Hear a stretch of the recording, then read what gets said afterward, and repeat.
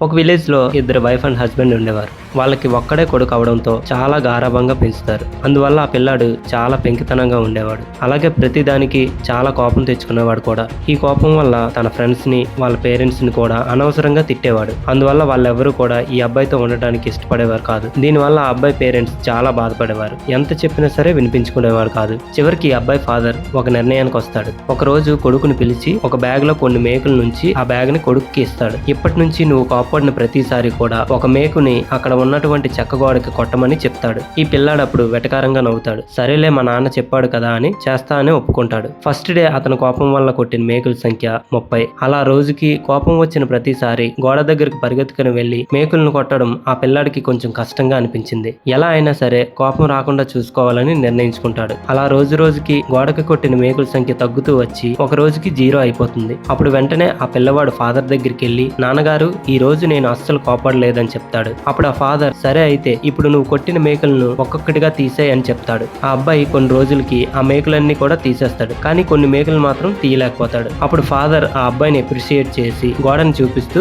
ఇప్పుడు ఇక్కడ నీకేం కనిపిస్తుంది అని అడుగుతాడు. అప్పుడు ఆ అబ్బాయి, హోల్స్ కనిపిస్తున్నాయి నాన్నగారు అని చెప్తాడు. అప్పుడు ఆ ఫాదర్ ఇలా అంటాడు, ఈ గోడ మీద కొట్టిన మేకలన్నీ కూడా నువ్వు నీ ఫ్రెండ్స్ ని, వాళ్ళ పేరెంట్స్ ని కోపంతో అన్న మాటలు. నువ్వు సారీ చెప్పి ఆ మాటలనైతే తీసుకోగలవు గానీ వాళ్ళు పడిన బాధ ఈ రంధ్రాల్లాగే మనసులో ఉండిపోతుంది. అలాగే ఇక్కడ ఉండిపోయిన మేకుల్లాగా కొన్ని మాటలను నువ్వు వెనక్కి కూడా తీసుకోలేవు. అన్నిటికంటే నోటి మాట చాలా పదునైంది. కాబట్టి కోపంలో ఎప్పుడు కూడా నోరు జారకని చెప్తాడు. మీతో పాటు మీ ఫ్రెండ్స్ కూడా ఈ స్టోరీ యూస్ఫుల్ అనిపిస్తే వాళ్ళందరికీ కూడా షేర్ చేయండి. మరిన్ని ఇలాంటి మోటివేషనల్ స్టోరీస్ కోసం మన ఛానల్ వెంటనే ఫాలో అయిపోండి.